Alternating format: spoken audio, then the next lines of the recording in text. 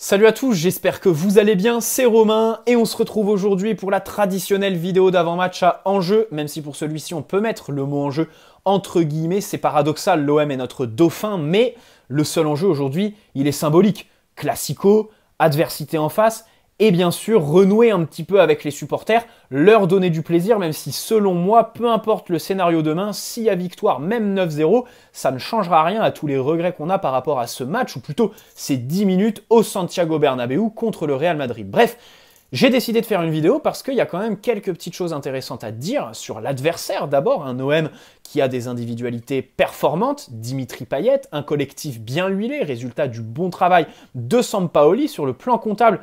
Ils sont deuxième de Ligue 1, ils sont en demi-finale de C4, carrément je pensais que ça existait que dans Fortnite. Évidemment, notre objectif, les faire redescendre sur Terre, et on espère que les joueurs vont tout donner pour ça. Le PSG qui devrait compter sur la majeure partie de son effectif et toutes ses stars pour se faire dans un Parc des Princes qui devrait être un petit peu ennuyeux et ennuyant. Parce que les Ultras ont décidé, selon les médias, c'est pas officiel, de boycotter le Classico. Être présent, mais ne pas chanter, tout simplement, pour faire part de leur mécontentement. Alors, on voit que sur la durée, c'est pas deux valises contre Lorient et Clermont qui vont changer l'état d'esprit des Ultras, mais le Classico, c'est un match qui dépasse le terrain, évidemment, c'est quelque chose qui concerne les supporters. C'est pour ça qu'en fait, c'est un match qui est rare, qui a une saveur particulière, parce que quand tu es supporter, tu te sens impliqué plus que dans n'importe quel autre match. Voilà, évidemment, je l'ai dit dans ma dernière vidéo, je comprends pas trop cet état d'esprit de ne pas tout simplement mettre d'ambiance. C'est regrettable, bien évidemment. Après, voilà, si ça peut permettre d'avoir des grosses décisions là-haut, on prend. Mais personnellement, je suis quelqu'un qui est un petit peu perdu d'avance, en fait. Je me dis, les Ultras, est-ce qu'ils sont vraiment entendus à Doha? J'en suis pas vraiment certain. Je suis pas sûr que là-bas, on s'intéresse un petit peu à ce qu'ils pensent. En témoigne d'ailleurs le fait qu'ils soient dans l'impossibilité de déployer des banderoles ou faire rentrer du papier toilette dans le stade parce que la sécurité ont des ordres bien précis. Bref, l'OM qui tourne bien. Le PSG, bon, c'est le PSG de Pochettino. On se rappelle aussi du Classico d'octobre, ce fameux 0-0 qui, dans les faits, était un 0-0 plutôt plaisant. Expulsion d'Achraf Hakimi, 2 buts hors jeu, on s'en souvient, on espère qu'ils ne le seront pas demain, des occasions, même si un OM sur la première mi-temps qui ne se livre pas beaucoup. Ça avait paru un petit peu bizarre de voir Sampaoli se renier un petit peu contre le PSG. Neymar était hors de forme, Lionel Messi, on était à l'époque où Pochettino faisait l'erreur de l'aligner dès le début de la rencontre le long de la ligne. Voilà. On a vu notamment aux alentours de la première demi-heure, c'est bizarre, je me souviens de ce match comme si c'était hier, dès qu'il revenait dans l'axe ou entre les lignes, il créait du danger, Lionel Messi, il distillait de bons ballons à Kylian Mbappé, notamment. Et puis au milieu de terrain, une bataille qui a quand même été très très féroce. On espère demain avoir un petit peu un scénario équivalent avec une forme parisienne bien meilleure. On était à l'époque où nos attaquants nous vendaient, où ils loupaient des occasions. On se rappelle avoir laissé des points au Vélodrome, au Roison Park contre Rennes. On se souvient le 2-0 qu'on prend alors qu'en première mi-temps, on doit avoir au moins 4 ou 5 occasions à mettre au fond des filets tout simplement. Aujourd'hui, cette époque, elle paraît révolue parce que devant, les trois sont en forme quand même, on va pas dire le contraire. Neymar a repris des couleurs, il a d'ailleurs officialisé sa relation avec Bruna Biancardi. Bon, ça fait longtemps qu'ils sont ensemble, qu'on pouvait le déduire. Je dis ça parce qu'on sait très bien qu'un Neymar en couple, c'est un Neymar qui est à son prime. La dernière fois qu'il avait été en couple, c'était justement avant sa fameuse blessure au 5e métatarsien. Bref, Mbappé, il est là pour faire les statistiques. Messi, pareil, ce serait bien. Alors, des trois de devant, quand même, celui que j'attends le plus, c'est Neymar. C'est Neymar parce que le mec est là depuis 2017 et il n'a pas réussi un classico, quoi. Il est passé à côté de quasi tous ses classiques. Il y en a où il se blesse directement dedans, il y en a qui ne jouent pas parce qu'il est blessé, il y en a où il se fait expulser. Alors c'est bien drôle de le voir se battre avec les Marseillais et tout ça, mais nous on aimerait bien qu'il les enterre en marquant, bien évidemment. Et puis bien sûr, en octobre dernier, il était passé à côté, quoi. C'était Neymar à côté de ses pompes qui était un petit peu perdu et hors de forme au niveau de l'explosivité, la vivacité, du poids aussi. Aujourd'hui, bon voilà, c'est évidemment un autre Neymar auquel on a affaire. Il y a des absents, donc je vais profiter de cette vidéo pour faire un petit point tout simplement, hein, parce que le mercato c'est bien mignon, mais on va quand même parler de l'effectif en place. Rappelons qu'on peut associer n'importe quel joueur au PSG aujourd'hui, la priorité restera de dégraisser, de vendre et de réinstaurer un petit peu une hiérarchie dans la grille des salaires pour avoir un petit peu plus de crédibilité. C'est un domaine dans lequel Leonardo a échoué, mais alors en beauté, en plus des prolongations succulentes de Kurzawa pour 4 ans, de Juan Bernat qui double son salaire en plein ligament croisé. Bref, Abdou Diallo, alors lui, depuis la CAN, le moins qu'on puisse dire, c'est qu'il est vraiment hors de forme. C'est dommage, parce qu'en décembre, on se souvient de ses bons matchs, et selon moi, vraiment, hein, en décembre, quand je le voyais faire ses matchs, je me disais, mais en face, Kimpembe, il fait quand même une saison qui est très très moyenne. S'il continue comme ça, Abdou Diallo, il y a moyen qu'il y ait un débat qui s'installe. Bon, aujourd'hui, il n'y a plus de débat. Et évidemment, si on peut faire 25 millions d'euros, pour moi, c'est le prix, 25. 25 millions d'euros, ça peut partir. Même s'il a une bonne mentalité, même si au niveau des joueurs formés en France et tout ça, il nous permet de rentrer un petit peu dans les listes, je crois, on va pas se priver. Parce qu'il a une bonne cote. D'ailleurs, cet hiver, on se souvient de l'intérêt du Milan AC. Là, ça va être un petit peu compliqué de le faire jouer pour qu'il se montre un petit peu à son avantage. Herrera, il a encore retardé son retour à l'entraînement à la semaine prochaine. Alors lui, c'est incroyable. Herrera, vous remarquerez qu'à chaque saison, le mec fait une bonne préparation. Il est bon en septembre et après, terminé. Il disparaît des radars. Hein. C'est un truc de fou. Tout le monde s'enflamme. Ah, ça y est, Herrera, c'est le métronome. Terminé. En octobre, c'est fini. Lui, il passe pas l'automne, c'est un truc de fou. T'as l'impression que c'est nous à la rentrée scolaire. Au début, t'es motivé, tu mets les devoirs dans ton agenda tout le temps, t'as ton sac qui est plein, et puis après, en octobre, bon, allez, vas-y, tu te laisses aller. Lui, c'est pareil, quoi. Layvin Kurzawa, bon, je sais même pas pourquoi je l'ai mis dans mes brouillons. Il reprendra la semaine prochaine, on sait pas trop de quoi il s'est blessé, on sait pas comment il peut se blesser. Mais voilà, il est toujours au centre Redou, au camp des loges, hein, avec l'équipe, et puis on espère qu'il parte cet été, mais c'est pas gagné, parce qu'il a un conflit avec Leonardo. Draxler, il s'est fait opérer du ménisque, je crois. Retour sur les 30-45 prochains jours à l'entraînement. Autant vous dire que sa saison est terminée. D'ailleurs, il a fait une déclaration forte dans laquelle il disait, à l'approche du mondial, pourquoi pas tout simplement envisager un départ cet été. Boum, si tu veux partir, dégage mon garçon, 5,2 millions d'euros par an, 540 minutes jouées en tout cette saison, c'est famélique. Par-delà, bien sûr. Et en plus, sur les 540 minutes, il n'y en a pas une pour attraper l'autre. T'es un fantôme. On en a ras-le-bol. Et pareil, erreur de Leonardo, sa prolongation. Paredes, fin de saison, il est forfait.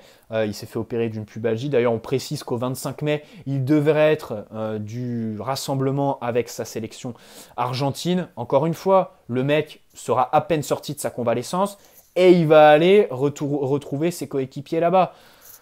C'est un petit peu regrettable. Je trouve qu'il y a 2-3 petits trucs à redire. Bref, deux bonnes nouvelles. Navas et Di Maria qui sont prêts, même si ça fait quand même longtemps qu'ils sont blessés les deux. Je crois qu'ils se sont tapés 15 jours ou 3 semaines. Donc les imaginer titulaires, ça risque d'être compliqué. Navas plus que Di Maria. Et encore, parce qu'il risque d'y avoir de l'adversité. Et vous allez voir, dans le dernier tiers, j'ai l'impression que de toute façon, c'est notre dernier gros adversaire de la saison. Voilà, après, je crois que mercredi prochain, on joue Angers, on a Lens. Lens qui nous avait malmené en décembre, mais globalement, en termes de force offensive, c'est notre plus grand adversaire. Et d'ailleurs, Milik est incertain, je crois. Alors, ils ont un petit peu d'espoir. C'est dommage, visiblement, ce serait Bakambu qui sera titulaire. J'espère qu'il y aura un vrai attaquant. Vous allez voir un petit peu plus tard dans la vidéo. Le 11, bien sûr. Quel 11 pour affronter l'OM? Bon, au poste de gardien, j'aurais mis Navas. Mais s'il n'est pas hâte, mettons Donnarumma, bien sûr. Hein. Bon, faut quand même donner du temps de jeu à Keylor un petit peu, mais bon, si la force des choses le fait, bon, mettons Donnarumma. Et j'espère qu'il aura des arrêts à faire, justement, pour qu'il reprenne un petit peu confiance et qu'il se montre, parce que c'est vrai que depuis le match contre le Real, il a pris 3 pions contre Monaco, et derrière, sur tous les autres matchs, il n'a aucun arrêt à faire. Donc tu peux pas trop le juger, quoi. Enfin si, il y a le but qu'il prend contre la Macédoine avec l'Italie. À droite, Achraf Hakimi, il avait loupé son premier Classico. Sa première saison est en dents de scie, je trouve. Alors elle n'est pas complètement loupée parce que contre Manchester City, je crois qu'il fait 2 bons matchs. Contre le Real, son match aller est plus que réussi. Son match retour, il fait une bonne mi-temps. Et il tombe complètement, il sombre comme tous les autres. Et je trouve qu'en fait, avec Kimpembe, il fait partie des 2 joueurs qui ont été épargnés dans le traitement médiatique de ce match. Alors vous avez vu Daniel Riolo insulter Marco Verratti, Neymar. Moi personnellement, alors pas mon bouc émissaire, mais celui que je voulais vraiment mettre en avant, c'était Marquinhos. Alors là, je trouvais qu'il était un petit peu sous-traité dans les médias. Et je trouve que, bah voilà, en re-regardant le match, oui, je me suis infligé ça. Kimpembe, tu te dis, mais où est-ce qu'il est, quoi? Il y a des moments, il y a des mouvements qui sont absolument inexplicables, en fait. Tu te dis, mais le mec est sur une autre planète. Achraf Hakimi, pareil. On a vraiment sous-estimé toutes les vagues qu'il a pris de la part de Vinicius Junior, notamment dans la surface, en fait. On sait très bien que Vinicius, c'est un joueur d'aile, mais c'est aussi un joueur très, très, très dangereux dans la surface. Donc voilà, je trouve qu'il fait avec Kimpembe partie des deux joueurs qu'on a un petit peu, enfin, dont on a un petit peu sous-coté l'apport néfaste au Santiago Bernabéu. Donnarumma, Marquinhos, Gay par exemple, Neymar, Messi, eux par contre, ils en ont pris pour leur grade, peut-être même un peu trop. Marquinhos est de retour, on rappelle qu'il avait un petit peu de fatigue musculaire le week-end dernier, là il est là, évidemment titulaire, évidemment capitaine. On espère qu'il va reprendre des couleurs parce qu'au-delà du match contre le Real Madrid, Marquinhos, rappelons aussi qu'avant le match contre le Real, à Nice, il est fébrile, à Nantes, il est catastrophique. Il fait donc c'est pas une parenthèse le match contre le Real, c'est une dynamique dans laquelle il est Marquinhos. Parce que encore après, il y a le match contre Monaco où le mec est catastrophique encore une fois, tu vois ce que je veux dire. Voilà. Après, bon, le joueur, je le remets pas en cause. Des mauvaises passes, ça arrive à tout le monde. Par contre, concernant le Capitana, je pense qu'on pourrait s'asseoir quelque part et discuter. À ses côtés, alors c'est là en fait mon gros choix. C'est ça qui m'a fait allumer la caméra parce que je lisais l'équipe et tout ça, compo probable, Kimpembe aux côtés de Marquinhos. Moi, je me suis dit, aujourd'hui, c'est vrai que Ramos, j'entendrai les gens qui me disent ouais, mais il n'a aucune légitimité à prétendre remplacer Kimpembe en tant que titulaire parce qu'il n'a pas joué, parce que le mec, il a fallu attendre 8 mois pour qu'il soit enfin régulier et qu'il enchaîne 2 matchs. Pourquoi le titulariser? Pourquoi faire payer Kimpembe? Ok. Et en plus, dans la logique de Pochettino, je pense que c'est ça. On l'a vu le week-end, non, contre Lyon, c'était contre Lyon en janvier. Ramos était disponible et il lui a préféré Kimpembe. Moi personnellement, je fais l'inverse demain. Je mets Ramos, d'abord parce que Kimpembe, je suis désolé, mais sa saison, il va falloir en parler. Son début de saison, ne pas l'oublier, parce qu'il est tout simplement catastrophique. Alors oui, je veux bien qu'il y ait l'euro manqué des Bleus, sa situation personnelle dont on n'étalera pas le sujet, et le fait qu'il ait à enchaîner les matchs tout le temps. Justement, on va le mettre au repos tranquille, Kimpembe, et on va mettre Ramos contre une vraie adversité parce qu'à un moment donné, tu veux délibérer pour cet été. Ramos, tu l'as fait jouer en Coupe de France et contre des équipes de merde parce que clairement, Lorient et Clermont, c'était vraiment très très faible. D'ailleurs, en début de saison, je pensais pas que Clermont allait être vraiment, mais vraiment aussi faible. Là, tu as l'occasion d'en concéder justement, de concéder des occasions, d'avoir du travail. Pour Ramos, pardonnez-moi, mais les matchs contre Lorient et Clermont, t'as rien à tirer du match de Sergio Ramos, quoi. T'as rien à dire. Rien à dire de ces matchs-là. Pour délibérer concernant la suite de son aventure, personnellement, je le mets demain aux côtés de Marquinhos. Pourquoi pas dans un système à 3 avec Danilo qui redescend sur les phases de relance et tout ça. Mais dans tous les cas, je le titularise à la place de Kimpembe. Voilà. J'ai envie de voir Ramos contre une adversité. Je lui dis, écoute, tu prends Bakambu, tu prends Dimitri Payet, tu vas avoir du boulot. Sur des ailes, c'est un petit peu virevoltant, Amin Harit, Dieng et tout ça. Au milieu de terrain, les mecs se projettent un petit peu. Guendouzi est un danger un petit peu dans le 18 par exemple. Voilà, tu vas avoir du monde. J'ai envie de voir Sergio Ramos. C'est mon choix pour demain. Et puis Nuno Mendes à gauche, bien évidemment, l'irréprochable. Je crois que son classico aller au Vélodrome était pas extraordinaire. Je crois que j'avais trouvé un petit peu moyen, un petit peu dépassé par moment, notamment en première mi-temps. Je crois qu'en seconde, il se reprend. Mais de souvenir, il rend une prestation qui est globalement moyenne, qui mérite pas plus de 5,5 sur 10. Au milieu de terrain, écoutez, pas le choix. Évidemment, on va pas mettre Wijnaldum. On va pas non plus mettre un jeune contre l'OM, et surtout, d'un point de vue objectif, je vois pas pourquoi Pochettino le ferait dès maintenant. Donc ça va partir sur un Danilo Gay Verratti. Bon, Verratti métronome bien sûr, ça fait plaisir de le voir enfin un petit peu avec du rythme. Alors oui, il a loupé quelques matchs après la trêve internationale. Bon, je pense que c'était plus psychologique que physique, parce que le garçon, son mois de mars, il est atroce complètement. Aujourd'hui, on espère que ça va mieux. Il s'est d'ailleurs rendu à Monte-Carlo voir le tennis avec Neymar, ça fait plaisir. Danilo, écoutez, pour moi, Danilo, je vais être très simple. il fait partie, disons, du top 6, ouais, de mes joueurs des joueurs qui ont le plus réussi leur saison au PSG. Ou alors, pour le tourner autrement, il fait partie des 6 joueurs qui ont le plus apporté au PSG cette saison. Voilà, qui ont été vraiment le plus bénéfiques au collectif, au club et sur la durée. Clairement, hein, pour moi, voilà, c'est ça. Il a un statut qui dérange pas. C'est une personnalité qui est appréciée dans le vestiaire. Rappelons quand même que le garçon, son salaire, c'est 2 millions par an. Hein. C'est dérisoire face aux 8 de Wijnaldum, aux 8 de Paredes et aux 10 de Mauro Icardi. Alors lui, j'espère qu'on sera tous d'accord pour dire que c'est le pire transfert de l'RQSI. Et ne venez pas me sortir les RC, les Hatem Ben Arfa. Parce que les mecs, ils étaient au placard. Ils n'ont pas coûté 70 millions d'euros avec les bonus. Et surtout, ils ne coûtaient pas 10 millions par an. Et surtout, il n'y a pas eu tout le storytelling qu'il y a eu avec Mauro Icardi, qui, on le rappelle, devait remplacer Edinson Cavani. Hein? Et Cavani est parti pour lui faire de la place.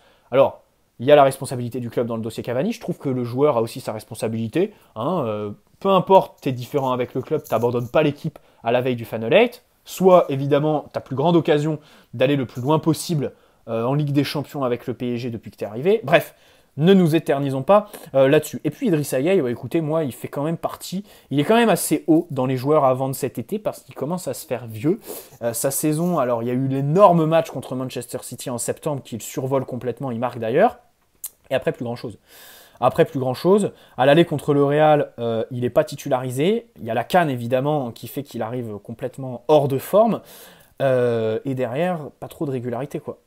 Il n'y a pas grand-chose à retenir de sa saison, si ce n'est ce grand match contre Manchester City. J'ai l'impression que c'est un petit peu éternel. C'est dommage parce que la saison dernière, il avait réussi à se détacher de ce cliché par ses gros matchs, hein, sa double confrontation contre le Bayern de Munich, contre Manchester City aussi. Il prend un rouge, c'est dommage, mais il est un petit peu esselé, tu vois. Il est un petit peu seul. Donc demain, j'espère qu'il va faire un gros match parce qu'au milieu de terrain, encore une fois, il va y avoir un petit peu d'adversité. On espère avoir la maîtrise. Et puis devant, eh ben Messi. Messi, j'ai envie de dire qu'il s'est quand même repris. Bon, il a soigné ses statistiques contre Clermont, un triplé de passes décisives, son deuxième après celui contre Saint-Etienne en novembre. Je trouve que son apport dans le jeu aujourd'hui est quand même très important. Je trouve qu'aujourd'hui, il y a un PSG avec et un PSG sans Messi. Même s'il ne fait plus des slaloms sur 40 mètres, même s'il ne marque plus à chaque match, les passes décisives, toutes les passes clés qu'il fait, je trouve que c'est quand même quelque chose de satisfaisant, qui est quand même à mettre à son actif, tout simplement. Voilà. Neymar, on espère retrouver le Neymar tranchant des 2 derniers matchs, voilà, avec un désir de revanche sur Daniel Riolo qui avait dit qu'il arrivait bourré à l'entraînement. Et puis, Mbappé, écoutez, on ne dit rien. Donc voilà pour moi demain, hein, un 4-3-3. Donnarumma, Hakimi, Marquinhos, Ramos, Nuno Mendes, Danilo Gueye, Verratti, Messi, Neymar, Mbappé. Voilà, j'espère que cette vidéo vous aura plu, 18 minutes. J'avais d'autres choses à dire, mais bon, on va s'arrêter là. N'hésitez pas à poser un like si elle vous a plu, vous abonner si ce n'est pas déjà fait, et puis bienvenue à ceux qui le feront. Merci à ceux qui le sont déjà. Allez, on se retrouve demain pour le débrief. Profitez de ce classico. Saveur particulière, parce que le Parc des Princes, risque d'être un petit peu triste. Et puis parce qu'on aura toujours en tête, hein, peu importe ce qui se passe, les événements tragiques de début mars. Bonne soirée à tous, bon week-end surtout. Ciao les amis, prenez soin de vous.